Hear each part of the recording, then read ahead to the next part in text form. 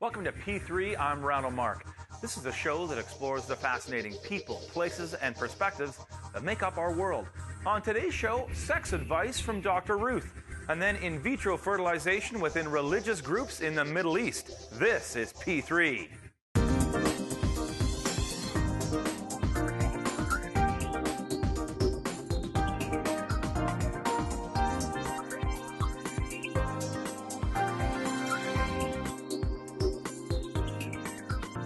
Dr. Ruth Westheimer, known to most simply as Dr. Ruth, is probably the world's best-known sex therapist.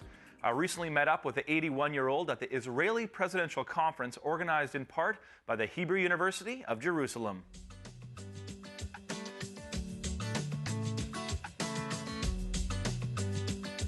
Dr. Ruth, Canadians love you. I grew up, I learned a lot about sex by listening to you, and I've never met you. I have to tell you that you Canadians are very important in my life.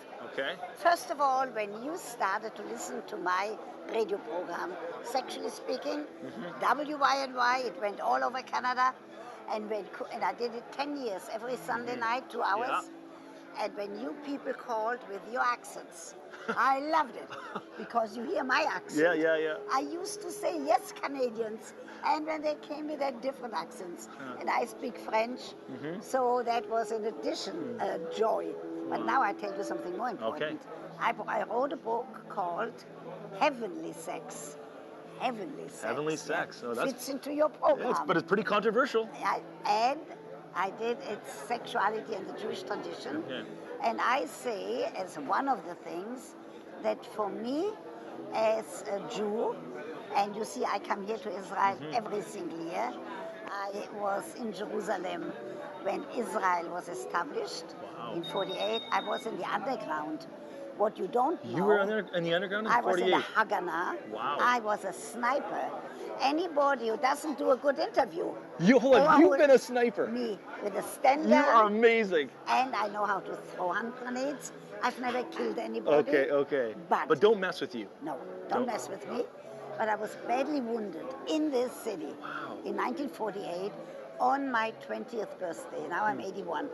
If you would have told me that one day the Canadian television is going to run after me, they are going to pay my sandwich, they are giving me coffee, they are going to talk to me about religion and sex, and the media, I would have said to you, you must be kidding. Crazy, wow. So this is a tremendous pleasure, and it fits right in. Okay, so Dr. Ruth, what is unique about the sexual practices of the Jewish people? Why would you talk to them about this topic? First of all, for us Jews, and I believe that's why it was easier for me to be a sex therapist and to talk about sexuality education. For us Jews, sex was never considered a sin. Always considered an obligation. If you are married, let me see. Are you married? I am married, but the ring came off. The ring came off. I don't like to hear that. Okay. So for a couple, the important mitzvah, which means the obligation, is to engage in sex on Friday night, except if the woman is menstruating. Okay. So I was able to build on that by saying the sages knew that sex in a relationship, in a marriage, look at your finger in a relationship, is very important, and that's why I can talk very openly, and I can teach about it, but it has to be to a couple who is in a relationship, and for the Orthodox who actually have been married. And there are many issues that I can treat, even sexual dysfunction, with the Orthodox Jewish couple, if I put it into the proper context of the religion. For example, I did many years pre-Cana counseling. Pre-Cana counseling is the Catholic. The engaged couple come for a couple of sessions before marriage. They talk about the economy, they talk about, they have a priest, an economist, and they have somebody who talks to them about sex. And you're talking to Catholics about sex? I certainly did. Wow. I did about 3 or 4 years to pre-Cana counseling. But this is just to talk about sex very openly but for the ones after they're married. Right. Not premarital sex. No. Not before. And you still don't. You don't think it's healthy, premarital sex. I'm not saying that. Yeah. If a couple who is not steeped in the Catholic tradition, or for issues of moral or ethical beliefs or religious beliefs, decides to wait until after the marriage ceremony, that's what they have to do. But I'm not saying that everybody is waiting. Right. So the ones that are not waiting, I say, make sure that you have a relationship, make sure that you like each other, make sure that you use contraceptives if you don't want to be parents right now. Does the Jewish tradition have any problem with masturbation? Look, in the old tradition, first of all, when you say masturbation, I want you to smile. Okay. Because I can look around here in Jerusalem, and I can see people at this convention, and I can tell you who is sexually satisfied and who is not. Really? Yes. Around this room right now? But don't try it. Okay. It's my secret. Okay. Can you give me a couple of those hints later, maybe? But in the Jewish tradition, it says that a man cannot spill his seed in vain, which means he shouldn't masturbate.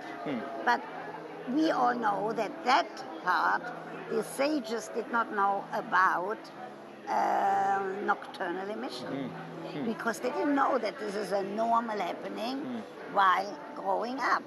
So there are issues in the Old Testament that the Old Testament, the sages did not know. So I'm not saying go out. About women, they forgot to talk about. Oh, so women, you can do whatever you want.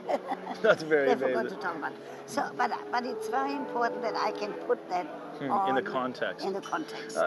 What advice would you be to? There's so many couples these days that are having marital dissatisfaction. We read the surveys. It doesn't seem like couples are happy with their level of sexuality. Is it the men that are always engaging? What's really going on as you look at the Western culture? I tell you what happens in Western culture, the United States and Canada. What's happening is that the media, any newspaper has immediately an article on sex, and the expectations are so high that no couple can really fulfill that, because they're talking about the numbers. I never mention numbers. They just have the expectations went so high that no relationship could satisfy that. Right.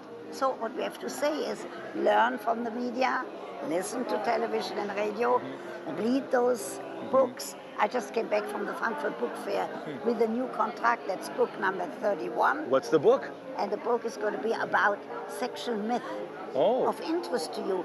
When it's out next year, I'll do another interview. You will? Sexual myth. Can you give me a hint? Give me one of the number one myths. Yes, sexual myth and sexuality, myth, for example, Leda and the Swan. I won't tell you now what I'm talking about it, but that picture will be in the book. Okay. Wow. Dr. Ruth, thank you so much for talking with me today.